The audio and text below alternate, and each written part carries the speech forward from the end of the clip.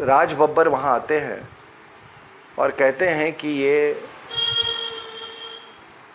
ये माओवादी हैं, क्रांतिकारी हैं।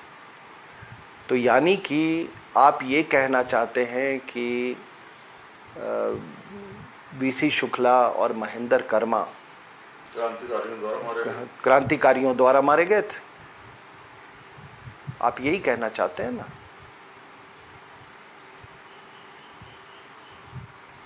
उसके बाद इन्होंने क्या किया कि जो जिसका सबसे ज़्यादा जिस पर शंका थी, उसका नाम इस पूरे उसमें, ये गाड़ी में जा रहे थे, 2-3 आदमी थे, बाकी को मार दिया, इन शख्स को छोड़ दिया। वो आज इंडस्ट्रीज़ मिनिस्टर हैं वहाँ पे, जब कांग्रेस की सरकार आई है। उसका नाम है कवासी लखमा। उस लिखना पढ़ना वो नहीं जानते। तो अब तो माओवादियों को कोई पैसे भी नहीं उगाने हैं। और वो एरिया, ये बड़ा सोच समझ के, ये छत्तीसगढ़ का जो इलाका है ना, बड़ा रिच है मिनरल्स में। इसकी मैं पूरी इतिहास, आप कभी बात करेंगे तो मैं आपको बताऊंगा कि वहाँ पर कौन कौन से मिनरल्स है और क्या क्या वहाँ धंधा चल रहा है शुरू से, और क्यों वहाँ माओवादियों को बिठाया गया है वो, और उनका लिबरेटेड जोन क्रिएट किया गया है। तो ये महिला, जो विदेशी महिला हैं, इनका ये पूरा माओवादी, अंदर से माओवादी हैं। अब होता क्या है कि आपको मैं फिर 2008 में लाता हूँ। 2008 में बात शुरू होती है इंडो यूएस न्यूक्लियर डील्स। ठीक है। अब सरदार जी पे भी बहुत प्रेशर था। मैं मेरिट्स डिमेरिट्स पे नहीं जा रहा हूँ न्यूक्लियर डील के, ठीक है ना।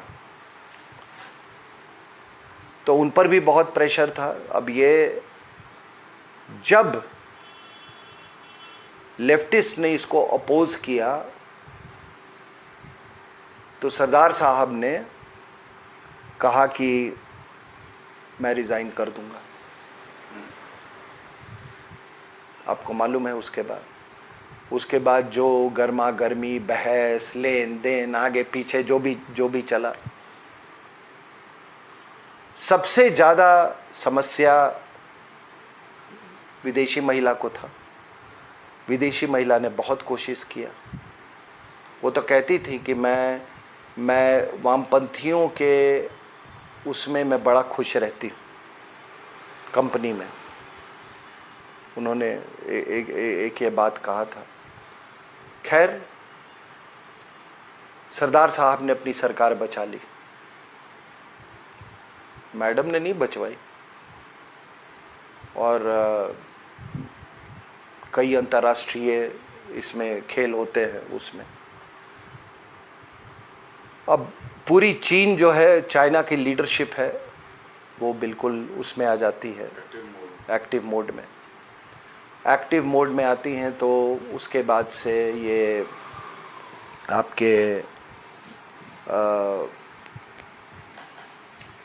2017 में ये एक बार पार्टी की नेता की हैसियत से ये विदेशी महिला गई थी। सॉरी, 2007 में 2008 में फिर ये जाती हैं बीजिंग ओलंपिक्स के पहले। और इस बार बिल्कुल अपने पुत्र, पुत्री, दामाद, बच्चे, पूरे खानदान के साथ जाती हैं वहाँ पे। शी जिनपिंग उस समय वाइस प्रेसिडेंट होते थे और पॉली ब्यूरो के एक इम्पॉर्टेंट मेंबर। वहाँ पे, वहाँ के ग्रैंड हॉल में दोनों के बीच में एक सीक्रेट MOU साइन होता है, मेमोरेंडम ऑफ अंडरस्टैंडिंग। और उस मेमोरेंडम ऑफ अंडरस्टैंडिंग में ये तय होता है कि हम दोनों पार्टी एक दूसरे से जितने बड़े मुद्दे हैं, महत्वपूर्ण मुद्दे हैं, उस पर हम परामर्श करेंगे। दूसरा कि जितना भी क्षेत्रीय अंतर्राष्ट्रीय जो डेवलपमेंट्स जो होते हैं उस पर हम एक दूसरे से मिल के हम काम करेंगे, समझिए। और उस समय आपको हैरानी होगी कि जो इनविटेशन गया था, सबको गया था, जॉर्ज बुश को गया था, ये आपको गॉर्डन ब्राउन ने क्लोजिंग, जो यूके के प्रेसिडेंट थे, वो क्लोजिंग सेरेमनी, सार्कोजी को गया था, ये सब लोग को गया था।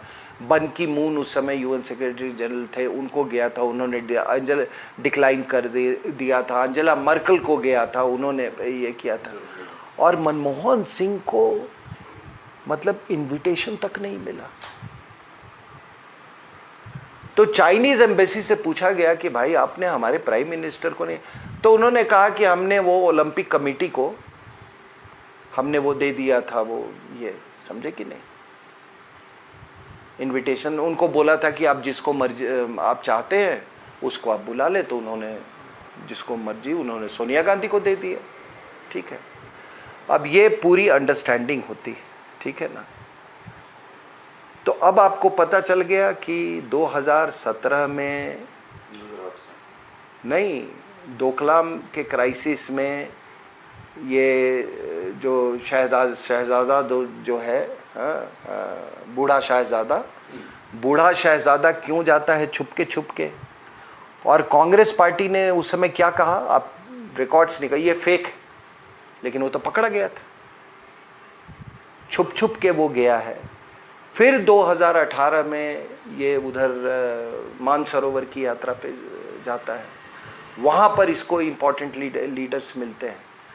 तो अब क्या है, आप मनसा समझो, मनसा कि हम ये इलेक्टोरल रूट से तो हम आ नहीं सकते, नॉर्मल इलेक्टोरल रूट से पावर में। तो हमारे लिए चाइना कुछ ऐसा कंडीशंस क्रिएट कर दे कि हम इस रूट से हम यहाँ पे आ जाएं। अब चाइनीज़ का क्या है, अब ये सारा कुछ अगस्त में हो रहा है, आप समझिए ये। और उसी समय प्रचंडा भी जाता है बीजिंग ओलंपिक्स में, और प्रचंडा से कौन मिलता है जाके, हु जिनटाओ जो प्रेसिडेंट था और वहाँ का जो प्राइम मिनिस्टर है वो प्रचंडा से मिलता है। इनकी ज़्यादा मुलाकात होती है ये शी जिनपिंग से। तो शी जिनपिंग और इनका जो पार्टनरशिप है वो उस समय से ये बनना शुरू हुआ था कि सबको मालूम था कि शी जिनपिंग जो है ये प्रेसिडेंट बनेगा। तो ये जो आप देख रहे हैं, आपने हमसे सवाल पूछा आखिर क्यों, तो इनको ये लगता है कि अगर भारत का नुकसान, मतलब अगर भारत किसी तरह से चीनी दबाव में आ जाए, या मतलब भारत का नुकसान हो जाए, या कोई युद्ध हो और युद्ध में भारत की पराजय हो जाए, तो हमारे लिए रास्ता साफ हो जाएगा। ये इतना खतरनाक खेल है ये। और मैं देखिए, मुझे मालूम है कि एक ज़माना था, और हम लोग को तो टेलीविज़न पे आते हुए बहुत ये हो गए, कि जबकि सारे एडवाइजरी इशू हो गए थे सारे मीडिया हाउसेस के, कि बाकी और कांग्रेस पार्टी की तरफ से वो उसका एक दल्ला रहता था ना साथ में, हाँ, उस दल्ले ने सबको बोला था कि चाहे मनमोहन सिंह को जितनी गाली दे लो, हमको कोई फर्क नहीं पड़ता है, इस विदेशी महिला को कुछ के खिलाफ कुछ नहीं बोलेगा कोई। और पूरी मीडिया हाउस, लेकिन आज कोई ओरिजिनल नाम ले ले उसका, विदेशी महिला का, तो उसके खिलाफ FIR हो जाता है। वो एम्बेसी में छुप के पकड़ा जाता है तो कुछ नहीं होता है। तो हमको अपने गलती हमारे साथ है,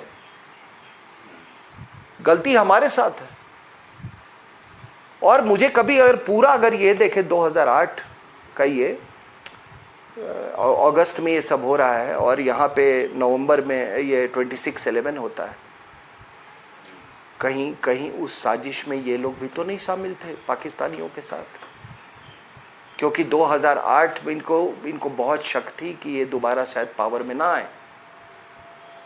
तो ये पूरा हिंदू टेरर बनाने में क्या चाइनीज़ ने भी तो इनकी मदद नहीं करवाई है पाकिस्तान के थ्रू?